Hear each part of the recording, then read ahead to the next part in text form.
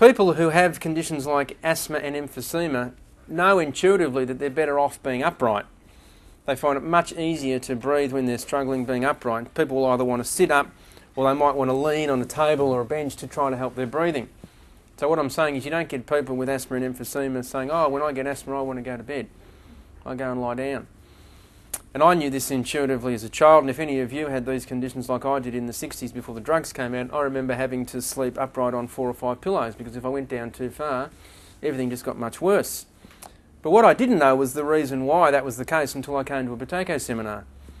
And there is a fairly simple reason why, and that is when you're upright you have most control of your breathing and you breathe smaller volumes of air. The further you go down horizontally, the more deeply you breathe. And the more deeply you breathe, the more you lose the CO2 and the more your body's going to respond by closing your airways and giving you the asthma. Now some of you are looking a bit worried and you think, if I do this course, is this guy going to have me standing up against the wardrobe all night to go to sleep? No, we're not that cruel, but we do have 3 strategies to help you to improve your sleep which I want to share with you now so you can try these things for yourself tonight.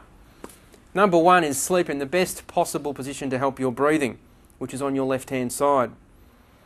The order of preference is the left, the right, the stomach, the back.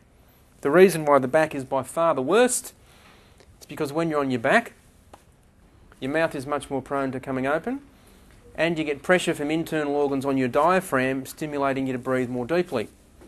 The reason we prefer the left to the right is that your heart is on your left.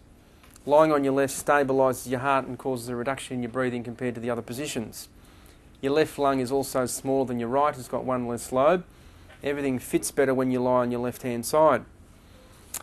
Strategy 2 to improve your sleep is to sleep with some elevation. Remember, the more upright you are, the more you control your breathing. So if you currently sleep completely flat, we recommend a pillow. If you're on 1, you might want to go to 2. If you're on 2, you might want to taper 3 pillows. And those of you with severe sleeping disorders, it's not a bad idea if you're doing the course in the early days to prop up the top end of your bed on some books or bricks. Every bit of elevation gives you a bit more control of your breathing. And suggestion 3 to improve your sleep is to breathe through the nose. Now you all know how to clear your nose, you will at least be able to start the night breathing through it. Your nose is absolutely designed for breathing. It does 3 vital functions to help your breathing which your mouth just does not do. Your nose will filter the air because of the hairs and mucus. It will warm the air because of the supply of blood vessels. And it will humidify the air because of the mucus. When you breathe through your mouth, none of those things happen. You don't get the filtration, the warming or the humidification. And if you're constantly breathing through your mouth, if you're sleeping breathing through your mouth, or if you're speaking and mouth breathing all day, what happens is that your airways very quickly start to dry out.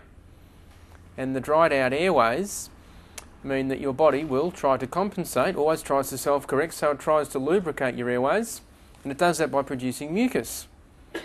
But once the mucus is there, if you continue to breathe through your mouth, the mucus starts to dry out, and dry mucus very quickly becomes sticky, and sticky mucus causes us to start coughing. And as soon as we start coughing, we start to breathe a much bigger volume of air, and we start to blow off the carbon dioxide. And this is actually the main reason why people with asthma often end up with it after they have a coughing fit. And it's also the reason why people with asthma often end up with asthma after being told a funny joke. It's the deep breathing associated with excessive laughter which is a problem. Now don't think if I do this course I'm never allowed to laugh again. Not at all. In fact, once you've corrected your breathing, you can laugh all day if you like. You can become a comedian. Just in the early days, you need to take it a little bit easily. And breathing is so critical, particularly at night, because in 24 hours we typically breathe between 20 and 30,000 times. And most of us like to sleep anything from 3 or 4 up to 8, 9, maybe 10 hours a night. So even without calculating it out, we take thousands of breaths when we're asleep. And there is a huge difference between taking them gently on your left, elevated through your nose, as opposed to on your back with your mouth open. Deep breathing is very, very hard work. Some of you people might be doing the breathing during the night for hard physical exercise. So no wonder you're so exhausted in the morning. But the problem is you're not going anywhere. And the reason why physical exercise is so good for us, and it's something we do talk about in a later component of the course, is that we get carbon dioxide released from our muscles because of the movement. But if you're lying in bed and breathing deeply during your sleep, that doesn't happen. It can be extremely damaging for our health. So in summary, being on your left, being elevated, and at least starting the night breathing through the nose are the key things to improving the sleep.